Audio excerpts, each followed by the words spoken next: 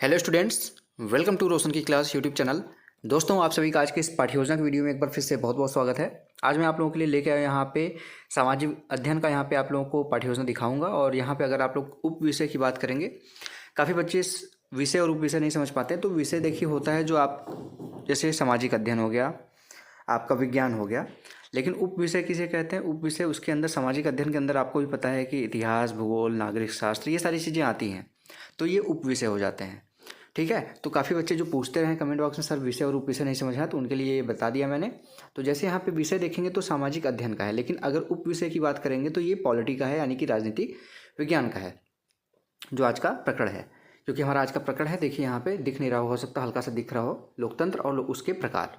ठीक है, लोकतंत्र के ऊपर वीडियो आपको मैं दे चुका हूँ पाठ्य योजना की। उसको देखना चाहें तो लास्ट में वीडियो हो जाएगा, वहाँ पे आपको देखने को मिल जाएगा। या फिर ऊपर आई बटन पर क्लिक करके, यहाँ पे वीडियो के ऊपर आई बटन होगा, यहाँ पे क्लिक करके आसपास उस पर देख सकते हैं।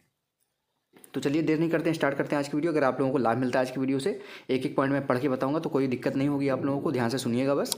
अगर अच्छी लगती है तो प्लीज़ वीडियो को लाइक करिएगा। और ऐसी वीडियो अगर आप लोग डेली बेसिस पे देखना चाहते हैं, पाठ्य योजना से रिलेटेड वीडियो, सूक्ष्म शिक्षण पाठ्य योजना से रिलेटेड वीडियो, बीएड के आपको क्लासेस लेनी है, तो भी आप रोशन की क्लास यूट्यूब चैनल से जुड़ सकते हैं। बिल्कुल फ्री है। नीचे सब्सक्राइब बटन, उस पर क्लिक करके सब्सक्राइब कर लीजिए, साथ ही साथ बेल आइकन जरूर दबा के रखिएगा।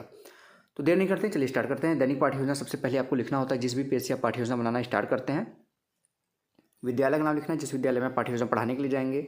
दिनांक लिखना है, यानी कि डेट लिखना है, जिससे ये पता चलता है आपने किस डेट में कौन सी पाठ्य योजना पढ़ाई है। कक्षा छठवीं है। कालांश चौथा है, जो भी कालांश आपका होगा, जैसे जिस पीरियड में आप जाएंगे, जैसे फर्स्ट में गए तो फर्स्ट लिखिए, सेकंड में गए तो सेकंड लिखिए। तो ये बच्चा फोर्थ में गया है तो फोर्थ पीरियड का नंबर लिखा है, आप जिस पीरियड में जाएंगे उसको यहाँ पे लिखिएगा।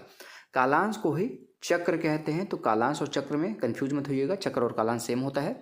समयावधि 30 मिनट का है। विषय मैं पहले बता चुका हूँ, सामाजिक अध्ययन का है। ठीक है, और प्रकरण भी मैं बता चुका हूँ, लोकतंत्र और उसके प्रकार। अब आपका आता है शिक्षण उद्देश्य। शिक्षण उद्देश्य का मतलब होता है आपका जो टॉपिक है, आज पढ़ाएंगे आप, जो चैप्टर पढ़ाएंगे, उसको पढ़ाने के बाद बच्चों को आप क्या सिखाना चाहते हैं। तो यहाँ पे कम से कम आपको 2 से 3 पॉइंट, मैक्सिमम 5 से 6 पॉइंट लिखना होता है। तो इसको 3 कॉलम में डिवाइड कर लीजिए। सबसे पहले क्रम संख्या, शिक्षण उद्देश्य, अपेक्षित व्यवहारगत परिवर्तन।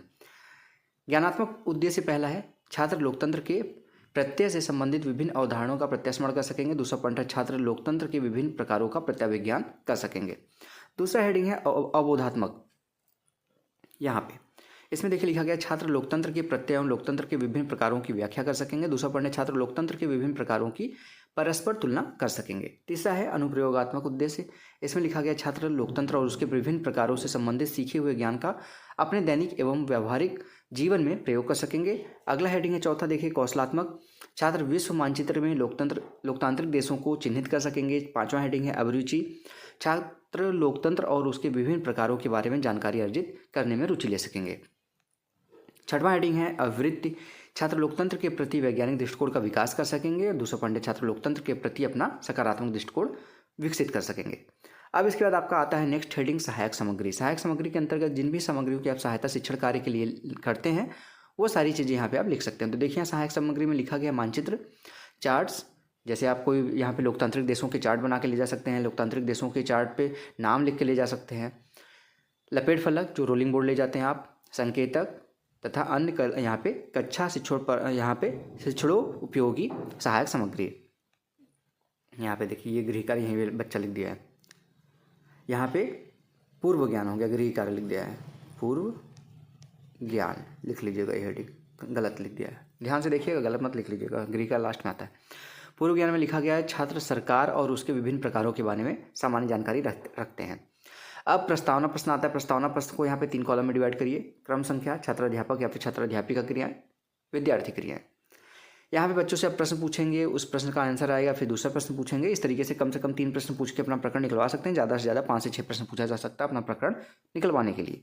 तो पहला प्रश्न है, विश्व के में सरकार के कौन कौन से स्वरूप का यहाँ यह प्रकार विद्यमान है? तो बच्चे बोलेंगे तानाशाही, राजशाही, लोकतांत्रिक, ठीक है, प्रजातांत्रिक, इस तरीके से बोल सकते हैं वहाँ पे। दूसरा प्रश्न फिर बनेगा, इनमें शासन की सर्वश्रेष्ठ प्रणाली कौन सी है? बच्चे बोलेंगे लोकतंत्र। तीसरा प्रश्न, लोकतंत्र ही क्यों सर्वश्रेष्ठ है? बच्चे बोलेंगे इससे विभिन्नताओं का, प्रतिभा के विकास का यहाँ पे समान मौका सभी को मिलता है। फिर चौथा क्वेश्चन है, आज लोकतंत्र के प्रत्यय एवं लोकतंत्र के विभिन्न प्रकारों के बारे में आप क्या जानते हैं? बच्चे नहीं बता पाएंगे, समस्यात्मक प्रश्न हो जाएगा। देखिए यहाँ पे समस्यात्मक प्रश्न लिखा गया। समस्यात्मक प्रश्न जैसे होता है, आपको उद्देश्य कथन आपका बोलना होता है, यानी कि अपना टॉपिक बच्चों को बताना होता है कि कौन सा टॉपिक उनको आप पढ़ाने वाले हैं। तो यहाँ पे देखिए बताया गया बच्चों आज हम लोकतंत्र के प्रत्यय एवं लोकतंत्र के विभिन्न प्रकारों के बारे में विस्तारपूर्वक अध्ययन करेंगे। अब उस चैप्टर को पढ़ाना स्टार्ट कर सकते हैं। थोड़ा सा देखिए यहाँ पे 6 कॉलम टोटल है। क्रम संख्या, शिक्षण बिंदु, छात्राध्यापक या फिर छात्राध्यापिका क्रियाएं, विद्यार्थी क्रियाएं, प्रविधि और विधि, और सैंपट सार या फिर सैंपट कार्य। थोड़ा सा जूम करूंगा जिससे आप लोगों को देखने में आसानी हो। पहला शिक्षण बिंदु है लोकतंत्र का आधार। छात्राध्यापिका कथन में देखिए, अगर लड़के हैं तो छात्राध्यापक कथन होगा, लड़की हैं तो छात्राध्यापिका कथन। अमेरिका के भूतपूर्व राष्ट्रपति लिंकन के अनुसार लोकतांत्रिक सरकार जनता की, जनता के द्वारा और जनता के लिए होती है। इस कथन से स्पष्ट है कि लोकतांत्रिक सरकार आम लोगों की सहमति से काम करती है, जन सहमति से काम करती है। जन सहमति की ही लोकतंत्र का आधार है। दूसरी बात है कि लोकतंत्र में सरकारी प्रक्रिया में जनता सक्रिय रूप से भाग लेती है। और तीसरी बात है कि लोकतंत्र सरकार जन कल्याण और व्यक्तिगत अधिकारों की संरक्षण के लिए होती है। विद्यार्थी क्रिया में लिखा गया, विद्यार्थी ध्यानपूर्वक सुनेंगे। ये व्याख्यान दे रहे थे, व्याख्यान विधि हो गई। और सैंपट पे जो आपने अभी बताया, इसमें से इंपॉर्टेंट पॉइंट उठा के, जरूरी नहीं कि यहाँ पे जो लिखा गया वही लिखिए, इंपॉर्टेंट जो भी यहाँ पे है, सारी चीज़ें नहीं लिखनी है। तो जो इंपॉर्टेंट है उसको यहाँ पे सैंपट पे ब्लैक चार्ट पेपर खरीद लीजिएगा, उसको कट करके व्हाइट स्पर्कल पेन आती है 10-15 रुपये की, उससे आप व्हाइट कलर से लिख सकते हैं।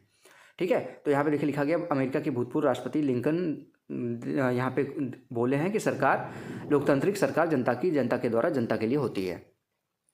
अब बहुत प्रश्न आता है, लिंकन कौन थे? बच्चे बोलेंगे राष्ट्रपति थे अमेरिका के। दूसरा प्रश्न है, लिंकन के मत में लोकतंत्र क्या है? बच्चे बोलेंगे जनता का, जनता के लिए, जनता के द्वारा जो निर्वाचित सरकार है उसी को लोकतंत्र कहते हैं। तीसरा प्रश्न, लोकतंत्र में क्या खूबियाँ होती है? बच्चे बोलेंगे यहाँ पे जनतांत्रिक, जन भागीदारी, जन कल्याण, व्यक्तिगत अधिकार का संरक्षण करती है। ये प्रश्नोत्तर यहाँ पे देखिए, प्रश्नोत्तर विधि लिखा गया। प्रश्नोत्तर प्रविधि लिख लीजिएगा ध्यान से। प्रश्नोत्तर प्रविधि होती है, छोटी छोटी चीज़ें मैं बताता चलता हूँ तो उसको सुधार कर लीजिएगा। प्रश्नोत्तर विधि कीजिएगा, प्रश्नोत्तर प्रविधि लिख लीजिएगा। अब आगे बढ़ते हैं। दूसरा शिक्षण बिंदु है, देखिए यहाँ पे प्रत्यक्ष लोकतंत्र। छात्राध्यापिका कथन में लोकतंत्र मुख्य रूप से 2 प्रकार का होता है। पहला, प्रत्यक्ष प्रतिनिधात्मक लोकतंत्र, जनता की सहमति द्वारा सहमति प्राप्त करने के ये 2 तरीके हो सकते हैं। प्रत्यक्ष लोकतंत्र में लोग स्वयं शासन के दिन प्रतिदिन के कार्यों में हिस्सा लेते हैं। प्राचीन यूनान में नगर राज्यों के अंदर ऐसी ही व्यवस्था थी, लेकिन ये राज्य भौगोलिक रूप से छोटे होते हैं और इसकी जनसंख्या भी आधुनिक समय में स्विट्जरलैंड देश में प्रत्यक्ष लोकतंत्र की खूबियाँ मिलती हैं। ठीक है, यहाँ पे जनसंख्या भी कम होती है। हमारे देश में ग्राम सभा प्रत्यक्ष प्रजातंत्र की महत्वपूर्ण इकाई है। छात्र वाले कॉलम में लिखा गया, विद्यार्थी ध्यानपूर्वक सुनेंगे। व्याख्यान विधि थे, व्याख्यान विधि लिख दीजिए। सैंपट पे जो आपने इंपॉर्टेंट पॉइंट बताया है दिख नहीं रहा होगा, यहाँ पे इंपॉर्टेंट पॉइंट कुछ भी आपने जो यहाँ पे आपने व्याख्या दिया उसमें से उठा के लिख सकते हैं। प्रत्यक्ष, यहाँ पे बहुत प्रश्न आता है। फिर पहला प्रश्न देखिए है, प्रत्यक्ष लोकतंत्र में जनता की क्या भूमिका होती है? बच्चे बोलेंगे लोकतंत्र शासन के दिन प्रतिदिन के कार्यों में हिस्सा लेती है जनता। दूसरा प्रश्न है, आधुनिक समय में प्रत्यक्ष लोकतंत्र की खूबियाँ किस देश में देखी जा सकती है? बच्चे बोलेंगे स्विट्जरलैंड में। तीसरा प्रश्न है, भारत में प्रत्यक्ष प्रजातंत्र की महत्वपूर्ण इकाई कौन सी है? बच्चे बोलेंगे ग्राम सभा। प्रश्नोत्तर प्रविधि लिख दीजिएगा, यहाँ पे भी प्रश्नोत्तर प्रविधि। ठीक है, अब आगे बढ़ते हैं हम। यहाँ पे मूल्यांकन प्रश्न आता है। मूल्यांकन आपका प्रस्तुतिकरण समाप्त होता है, अब मूल्यांकन प्रश्न आता है। मूल्यांकन प्रश्न में देखिए यहाँ पे पहला वस्तुनिष्ठ प्रश्न है, यानी कि ऑब्जेक्टिव क्वेश्चन है।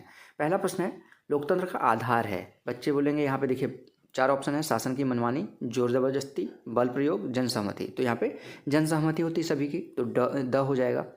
रिक्त स्थानों की पूर्ति करना है। हम एशिया महाद्वीप पर रहते हैं जहाँ लोकतंत्र है। ठीक है, तो यहाँ पे एशिया लिखना था, तो यहाँ फिल कर दिया गया है ध्यान से। सत्य असत्य है, ट्रू फॉल्स है। विश्व में 60% देशों में लोकतांत्रिक सरकारें हैं, तो बिल्कुल सही है। तीसरा अगला प्रश्न है, विश्व का सबसे बड़ा लोकतांत्रिक देश भारत में है, तो बच्चे बोलेंगे सही है, सत्य है। अति लघुतरात्मक प्रश्न है, लोकतांत्रिक सरकार कैसे काम करती है? इसके बारे में बच्चों को बताना होगा क्योंकि अभी आपने पढ़ा लिया है उसको। ठीक है, अब इसके बाद देखिए यहाँ पे लघुतरात्मक प्रश्न है, लोकतंत्र की 3 खूबियाँ कौन कौन सी हैं? दूसरा प्रश्न है, भारत में किस प्रकार का लोकतंत्र मौजूद है? और यहाँ पे उसके बाद अब लास्ट में देखिए आता है गृह कार्य, जो यहाँ पे पूर्व ज्ञान की जगह गृह कार्य लिख दिया गया था, गृह कार्य लास्ट में आता है। तो गृह कार्य में जब पढ़ा लेंगे तभी तो होमवर्क देंगे आप। तो लास्ट हेडिंग होता है लेसन प्लान का गृह कार्य। यहाँ पे बच्चों को जो पढ़ाया आपने उससे रिलेटेड कुछ प्रश्न दे दीजिए, जिससे बच्चे घर पर जाएँ और उस चीज़ को रिवाइज करें, उसका काम करें घर पर जाके, तो आपके पढ़ाने का जो उद्देश्य था वो तब अच्छे तरीके से पूरा हो पाएगा, क्योंकि जब बच्चे खुद से करेंगे वो चीज़ें तो उनको अच्छे तरीके से वो याद हो जाएगा। तो यहाँ पे गृह कार्य में एक प्रश्न दिया गया, आपकी राय में भारत के लिए लोकतंत्र का कौन सा स्वरूप उपयुक्त है, कारण बताइए। यहाँ पे देखिए प्रत्यक्ष लोकतंत्र तो है नहीं उपयुक्त, क्योंकि यहाँ पे जनसंख्या बहुत ज़्यादा है, बड़ा देश है। पर्यवेक्षक टिप्पणी यहाँ पे जो आपने पढ़ा है उसमें कुछ सुधार करना होगा, कुछ सुझाव होंगे, तो यहाँ पे पर्यवेक्षक टिप्पणी करेगा और यहाँ पे जो पर्यवेक्षक होगा वो वहाँ पे साइन कर देगा अपना। ठीक है, तो ये था पूरा दोस्तों आज का यहाँ पे लेसन प्लान मैंने आप लोगों को दिखा दिया है। अगर इस वीडियो की पीडीएफ चाहिए आप लोगों को बिल्कुल फ्री में, तो रोशन की क्लास टेलीग्राम चैनल पे जाके बिल्कुल फ्री में इसकी पीडीएफ डाउनलोड कर सकते हैं। और अगर आज की वीडियो से हेल्प मिला है, आप लोगों को लाभ मिला है, तो प्लीज़ इस वीडियो को लाइक जरूर करिएगा। नीचे लाइक बटन है उस पर क्लिक करके लाइक कर दीजिएगा। और ऐसी वीडियो डेली बेसिस पे देखने के लिए सभी विषयों की क्लासेस, बीएड की और सभी सेमेस्टर की, और यहाँ पे लेसन प्लान सभी विषयों का क्लास 1 से लेके क्लास 12 तक के सभी विषयों की आपको लेसन प्लान, सूक्ष्म पाठ्य योजना, सभी कौशलों के ऊपर आपको बिल्कुल फ्री में प्रोवाइड की जाती हैं। तो चैनल को सब्सक्राइब भी कर लीजिए, वीडियो के नीचे सब्सक्राइब बटन होगा उस पर क्लिक करके। तो फ्रेंड्स मिलते हैं नेक्स्ट वीडियो में, तब तक के लिए आप सभी का बहुत बहुत धन्यवाद। जय हिंद, वंदे मातरम।